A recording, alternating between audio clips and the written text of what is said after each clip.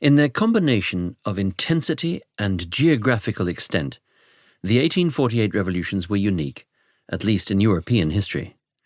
Neither the Great French Revolution of 1789, nor the July Revolution of 1830, nor the Paris Commune of 1870, nor the Russian revolutions of 1905 and 1917 sparked a comparable transcontinental cascade.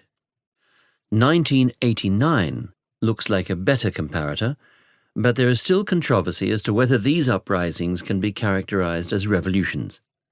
In 1848, by contrast, parallel political tumults broke out across the entire continent, from Switzerland and Portugal to Wallachia and Moldavia, from Norway, Denmark and Sweden to Palermo and the Ionian Islands. This was the only truly European revolution that there has ever been. But it was also, in some respects, a global upheaval, or at least a European upheaval with a global dimension. The news of revolution in Paris had a profound impact on the French Caribbean, and the measures adopted by London to avoid revolution on the British mainland triggered protests and uprisings across the British imperial periphery. In the young nations of Latin America, too, the European revolutions galvanized liberal and radical political elites.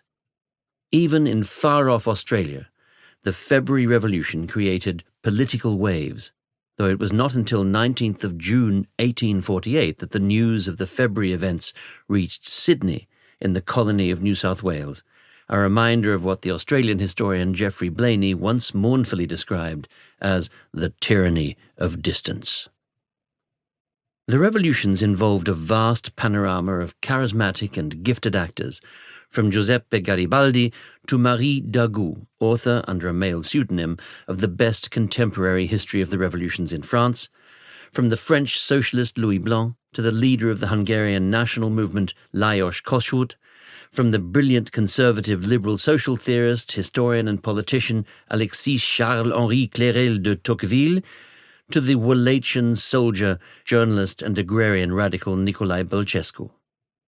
From the young patriot poet Sándor Petőfi, whose recitation of a new national song for the Hungarians electrified the revolutionary crowds in Budapest, to the troubled priest Félicité de Lamennais, whose ultimately unsuccessful struggle to reconcile his faith with his politics made him one of the most famous thinkers in the pre-1848 world.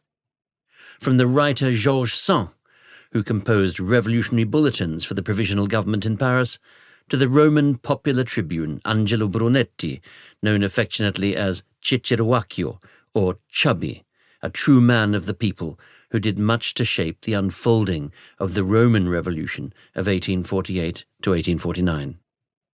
Not to mention the countless women who sold broadsheets and newspapers in the streets of the European cities or fought at the barricades. They are very prominent in the visual depiction of these revolutions. For politically sentient Europeans, 1848 was an all-encompassing moment of shared experience. It turned everyone into contemporaries, branding them with memories that would last as long as life itself. These revolutions were experienced as European upheavals. The evidence for this is superabundant. But they were nationalized in retrospect.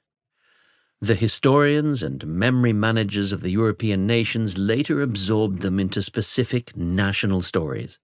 The supposed failure of the German revolutions was sucked into the national narrative known as the Sonderweg, or special path, where it helped to power a thesis about Germany's aberrant road into modernity, a road that culminated in the disaster of the Hitler dictatorship.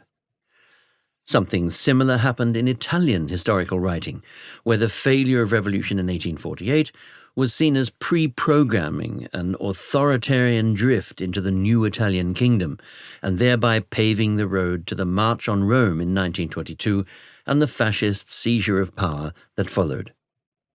In France, the failure of 1848 was seen as ushering in the Bonapartist interlude of the Second Empire, which in turn anticipated the future triumph of Gaullism. In other words, focusing on the supposed failure of 1848 also had the consequence of allowing these stories to be channeled into a plurality of parallel nation-state-focused narratives.